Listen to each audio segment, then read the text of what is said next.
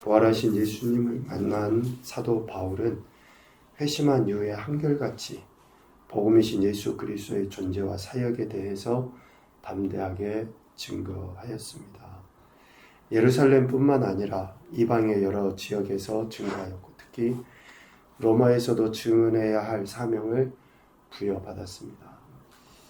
그러니까 정말로 예수님을 만난 인생의 모습은 한결같아요. 그 한결같음이 신기하게도 성숙해져 가요. 그러니까 지혜를 통해서 담대함을 통해서 하나님이 구원해 주신 그 은혜, 주신 사명을 한결같이, 그래서 목표가 분명하죠. 흔들리질 않습니다. 사도 바울이 회심한 이후의 모습을 보면 정말 그렇게 한결같이 예수 그리스도의 존재와 사역에 대해서 증거하고 그 사명을 감당하는 것을 보게 됩니다. 로마에서도 증언해야 될 사명을 감당할 수 있도록 하나님께서는 사도 바울을 지키시고 보호하셔서 로마 황제 앞에 설 수 있도록 인도해 주시죠. 천부장 그리고 또 그의 군사들을 동원하실 뿐만 아니라 사도 바울에게는 지혜와 담대함을 주셔서 그렇게 황제의 판결을 받을 수 있도록 호소하는 그러한 일들이 일어나게 하신 것입니다. 바울이 황제의 판결을 받도록 자기를 지켜주기를 호소하죠. 25장 21절 말씀에 보면 그렇게 표현을 하고 있습니다. 바울은 황제의 판결을 받도록 자기를 지켜주기를 호소하므로 내가 그를 가이사에게 보내기까지 지켜두라 명령하였다 라고 이야기합니다.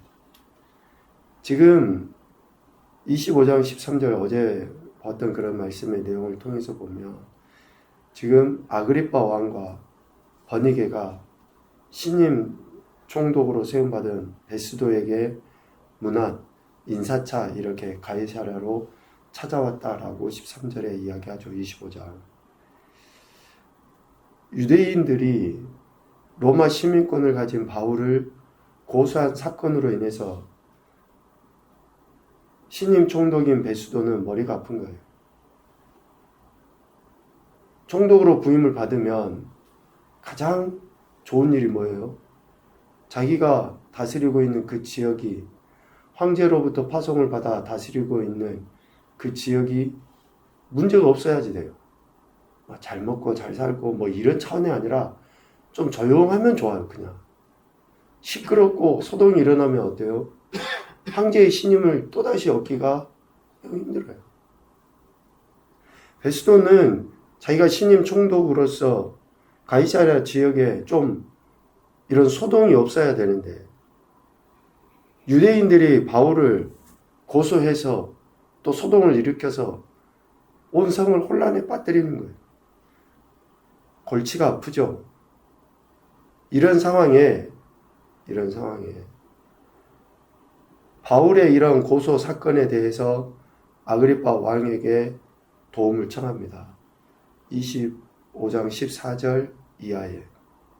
왜냐하면 베스도는 가이사랴 지방의 분봉왕인 아그리빠가 유대인의 문제에 대해서 더 잘 알고 있다라고 생각하고 아그리빠 왕 앞에 바울을 세운 거예요. 25장 26절 이야기처럼. 이렇게 아그리빠 앞에 바울을 세워놓고 실은 베스도는 왜 그런 생각을 한 걸까요? 좀 이런 시끄러운 문제에서 자기는 손을 씻기 위해서 그런 거예요. 어제도 우리 같이 이야기를 했지만 여러분 사람들은 자신의 이기적인 생각이 항상 앞서게 돼 있어요. 자기 신상, 자기 일신상에 문제가 생기는 것이 제일로 크고 어렵다고 생각해요. 미안하지만 옆에 사람이 죽어나가도 내가 감기 걸리고 내가 아픈 것이 더 커요. 우리가 겉으로는 저 사람 안 됐다 뭔 이야기를 해도 저 사람이 아픈 것보다 내가 아픈 것이 훨씬 더 크고 중하게 여길 수밖에 없어요. 이거는 죄성을 가진 우리 인간. 베스도가 왜 아그리빠에게 당신은 유대인들의 문제도 잘 알고 또 당신 이것을 듣고 판결을 내려주면 좋겠습니다 라고 왜 바울을 아그리빠 앞에 보냅니까? 아그리빠를 더 막 칭송하고 높여주기 위해서요? 아니에요. 그 혼란하고 그 복잡한 문제에서 자기는 쏙 빠지려고 그러는 거예요.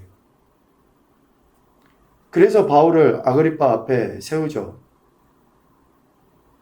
당시의 최고 권력자들이라고 하는 분봉왕 아그리빠, 또 총독 베스도, 그리고 어쩌면 군대 지휘관들이나 또 그 지역의 많은 유지들, 이 왜 바울의 고소 사건에 이렇게 관심을 가질 수밖에 없는가? 그것은 바울의 죄의 유무를 따지기 위해서가 아니에요. 이런 혼란한 것으로 인해서 자기들의 정치 생명이, 자신들의 이익이 손해를 당할까봐 마치 뜨거운 감자를 이렇게 막 넘기듯이 그렇게 하는 거예요. 예수님이 신문 당하실 때도 마찬가지예요. 유대인들의 종교적 신념에 의해서 죽임을 당하신 예수님, 또 결박당하고 이렇게 잡혀있는 사도 바울, 유대인들이 왜 예수님이나 아니면 바울을 고소합니까? 자기들의 이익에 손해가 되니까. 우리가 신앙생활 하면서 실질적으로 문제를 왜 일으킵니까? 뭐가 갈등이고 왜 그런 어려움들이 왜 생깁니까? 실질적인 우리의 이기적인 욕심 때문 아닙니까? 영적이라고 생각하지만 그것조차도 지금 당시에 이러한 최고의 권력자들이 사도 바울의 고소 사건에 관심을 가질 수밖에 없는 것은 맹목적인 그러한 종교적 신념이 사회 전체를 혼란스럽게 만드는 것. 그래서 자기들에게, 지도자라고 하는 자기들에게 피해가 가기 때문에 그런 거예요. 그래서 아그리빠가 오늘 26장 1절에 보면 바울에게 내가 기회를 줄게, 변명해봐라 라고 이야기한 거예요. 아그리빠 앞에서 자신을 변호할 기회를 바울은 얻죠. 바울도 헤롯 아그리빠 분봉왕이 유대교에서 유대교를 잘 안다라고 좀 이야기를 해요.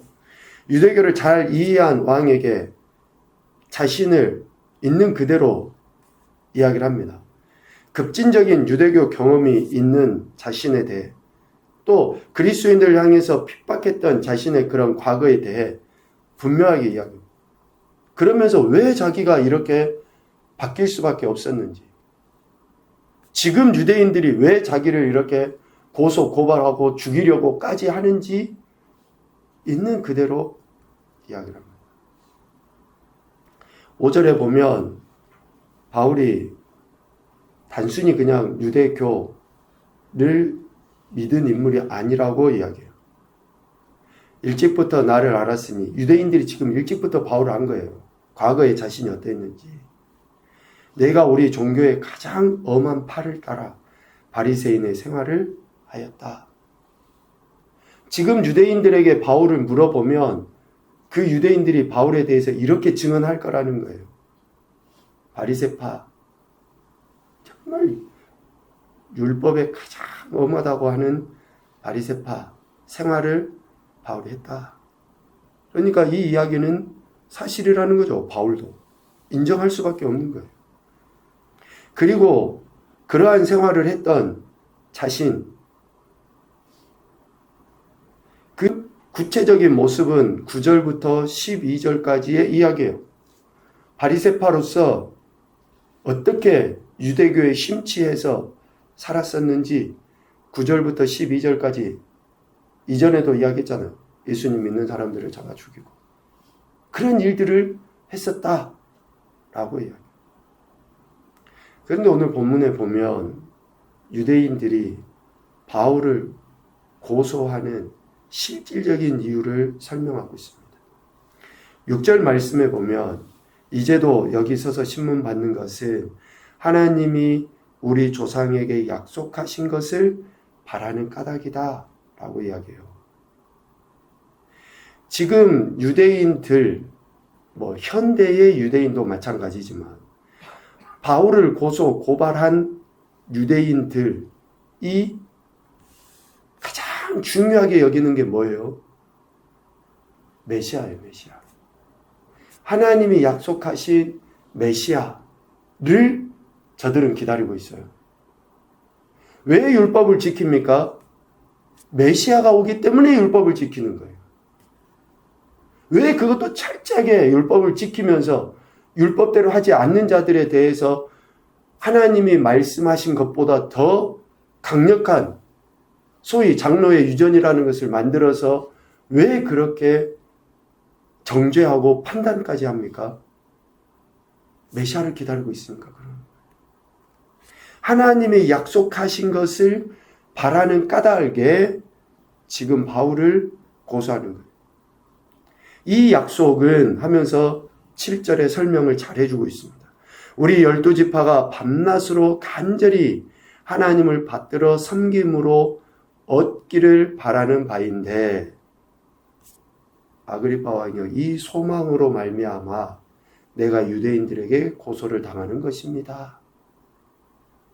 지금 유대인들은 메시아를 기다리고 있는데 8절 바울은 메시아를 만났습니까? 안 만났습니까? 만났어요. 바울이 왜 변했습니까?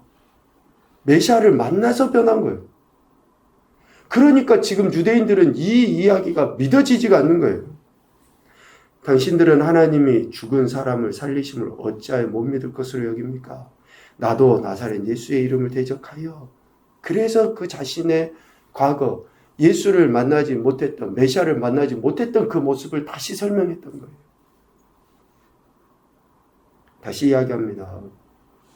유대인들은 메시아 때문에 메시아를 만나고 메시아를 기다리고 있기 때문에 율법에 심취해서 살아갑니다.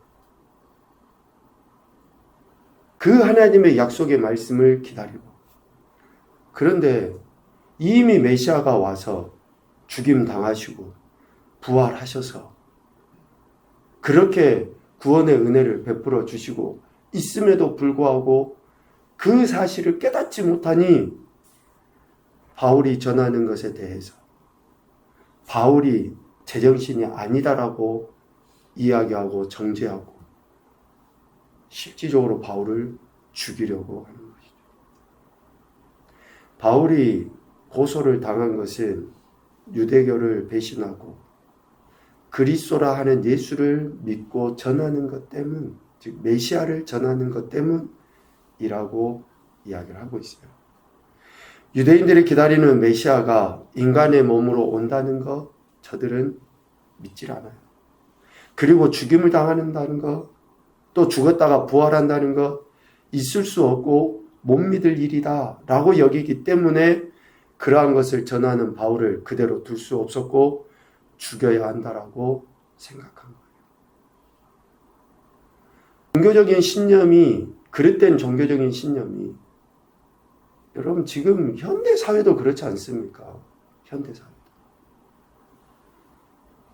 너무나 그 종교적인 신념에 함몰되어서 사람 죽이는 것조차도 그리고 이슬람의 하지 기간이어서 뉴스에 많이 나오잖아요. 저들이 이야기하는 그 성지순례 사람들이 밟혀서 죽고 이렇게 탈진해서 죽어서 길에 나자빠져도 거기를 가보면은 거기 성지 가보면 뭐가 달라집니까? 그런데도 일평생 거기는 한 번은 꼭 가봐야 된다고 하고 가요. 거기 가면 하나님이 있고 여기 앉아있으면 하나님이 없습니까? 여러분 잘못된 종교적인 신념은 또 자기만 생각하고 있는 그 믿음은 보이지 않는 칼을 가진 거하고 똑같아요. 바울을 죽이려고 하는 이유는 다른 게 아니에요. 자기들이 기다리고 있는 메시아를 이미 이 땅에 왔다, 죽었다, 부활했다, 그가 메시아다라고 하는 그 이야기를 도저히 저들은 받아들일 수 없는 거예요. 6절에 그렇게 이야기해요. 우리 조상에게 약속하신 것을 바라는 까닭에 지금 바울을 고소하고 죽이려고 하고 있다라고 이야기합니다. 내가 믿는 믿음 물론 중요합니다. 그러나 그 믿음이 진리 안에서, 즉 하나님 말씀 안에서의 믿음인지, 그래서 누차 강조해서 이야기해요. 우리가 말씀을 읽고 깊이 생각해야지만이 믿음도, 기도도, 봉사도, 그 어떤 것도 이기적으로 되지 아니하고, 말씀을 듣지 않는데, 말씀을 보지 않고, 말씀을 깊이 생각하지 않는데 어떻게, 말했잖아요. 불교 가진 사람들도 108번을 절하면서 기도한다고요. 샤머니즘 가진 사람들도 우리는 5시 반에 새벽 기도하지만 그 사람은 새벽 2시고 1시고 가장 일찍 일어나서 물 떠놓고 손 빈다고요. 여러분, 진리 없이, 말씀 없이 그 어떤 것도 어떻게 우리가 우리 안에 있는, 죄성을 가진 우리 안에 있는 것에서 나온 것들이 참이라고 이야기할 수 있냐고. 진짜 나의 기도가 내 눈꽃만큼의 욕심도 없이 하나님의 영광을 위해서 기도하는 건 맞습니까? 내 자식들을 위해서 기도하는 거, 내 건강을 위해서 기도하는 거, 이것이 진짜 내 이기적인 생각 없이 하나님의 영광을 위해서 구하는 거 맞냐고요. 우리 자식들의 문제 해결해 주면 어떨까요? 우리 자식들이 돈 많이 벌고 명예 가지고 하면 뭐 할 거냐고요. 그걸로 죄 지으려면. 여러분, 우리가 진짜 기도하는 게 그런 이기적인 욕심 없이 하는 거 맞냐고요. 오늘 유대인들이 왜 바울을 그렇게 죽이려고 합니까? 뭐 때문에? 바울은 이렇게 자신이 회심한 그런 사건 다시 이야기하면서 아그리빠에게 하나님의 은혜에 대해서 증거한 거예요. 하나님이 정말 살아계시다라고 하는 것을. 우리 자신들을 다시 한번 되돌아봐야 될 필요가 있다라고 여겨집니다. 첫 번째 교훈입니다. 우리 인생의 변화는 오직 예수 그리스도를 만날 때 일어나게 됩니다. 정말로 예수 그리스도를 만나야 돼요. 말씀을 통해서 예수님 만나야 됩니다. 그 예수님을 안 만나고 어떻게 우리가 우리의 신앙과 우리의 삶이 변화됐다, 변화되어진다라고 이야기할 수 있을까요? 저도 어제 어떤 목사님 통해서 이야기를 들었는데 좀 동의하는 부분이 있어요. 매일 하나님 말씀을 통해서 은혜를 받아야지, 매일 그래야지, 그러니까 실질적으로 우리가 변화됐다 이렇게 이야기하는 것보다 매일 은혜를 받아서 변화된 것처럼 살아가야 하는 거예요. 매일 죽을 때까지. 그러한 모습이 없이 여러분 어떻게 우리가 하나님 백성이라고 이야기할 수 있는 거예요? 인생의 변화는 오직 예수 그리스도를 만날 때 일어나게 된다. 두 번째, 인격적인 만남은 진정한 믿음과 그에 따른 담대한 행동을 보이게 된다. 담대한 행동으로 나타나게 돼요. 진정한 믿음과 담대한 행동. 세 번째, 구원받은 은혜에 대한 감사는 주어진 사명을 감당하는 것으로 알 수 있다. 주어진 사명, 우리에게 주어진 직분, 가정에서든지 그리스도인으로서 그러한 삶을 살아내는 것으로 그렇게 나타나 보여지게 되어 있습니다. 오늘도 저와 여러분에게 구원의 은혜를 베풀어 주신 하나님은 기대하고 계십니다. 우리가 하나님 말씀에 귀를 기울여 듣고 그 말씀이 우리 삶에서 살아내지도록 하나님은 기대하고 계셔요. 그래서 순종하는 자들에게는 약속하신 복을 더해 주시는 것이고, 아직까지 깨닫지 못하는 자들에게는 또 이러한 상황과 환경, 형편들을 통해서 가르쳐 주시고 깨닫게 하시려고 하시는 거예요. 여러분, 단 1분 1초라도 빨리 하나님 말씀을 듣고 깨닫는 것이 복입니다.